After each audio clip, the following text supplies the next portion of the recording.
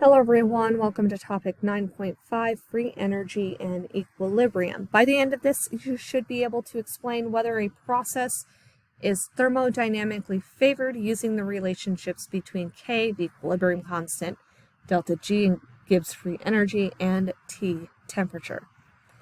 In Unit 7, we saw that K values can tell us about the position of equilibrium. K values that are larger than 1 show that the products are favored at equilibrium, while those that are less than 1 show that the reactants are favored. If we apply the same idea to Gibbs free energy, we know that reactions with negative values for delta G tell us that the reaction is thermodynamically favorable, meaning that products are favored. Therefore, K values greater than 1 indicate thermodynamic favorability, and we have all that summarized in this table below. To convert between delta G and delta K, we have two equations.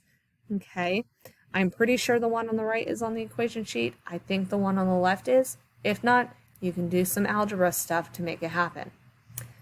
Delta R, or not delta R, R has to be this one. And this is the only time, so like when you're doing delta J stuff, this is the only time you use this R. This is not for your gases. It's related, but we aren't using it here, like for that. In this case, T has to be in Kelvin. Oops, I didn't highlight that. T is Kelvin, delta G is units of joules per mole, and K is equilibrium constant. Notice that joules is used here, so a lot of the times you'll be given kilojoules or asked for it in kilojoules. Just please remember that 1 kilojoule is 1,000 joules. Okay? When delta G is near 0, K will be near 1, and as delta G becomes more negative, K increases, and thus the reaction will favor products to a greater extent. As delta G becomes larger or more positive, then K decreases, and the reaction favors the reactants to a greater extent. Okay, so we are going to do a practice problem. So given the equilibrium constant at 298 Kelvin for the following exothermic reaction, calculate the value for delta G.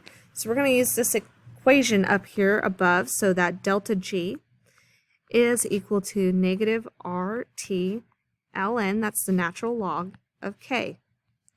So we're going to substitute in for everything we know. So negative R is the 8.3114 joules per mole. I can't write today. Wow. Mole Kelvin times temperature, which was 298 Kelvin. And then substituting ln of K. K is 1.40 times 10 to the 6th. Okay, so now solving for this, you plug it into a calculator. Calculators are glorious, thank goodness. You end up getting negative 35,000, wow, 63 joules per mole. However, we know we usually want kilojoules instead of joules. So I'm going to divide by 1,000 so that the joules cancel out, and I have negative 35 kilojoules per mole. And because it's negative, we know that this is a thermodynamically favorable reaction. Okay, now let's look at the we do. We're going to, again, calculate the value of delta G at 298 Kelvin for this example. I want you to pause the video and calculate this yourself now. And I want it in kilojoules. Delta G in kilojoules per mole. Pause the video and try it now. Okay, so you should have gotten 12,890 joules per mole.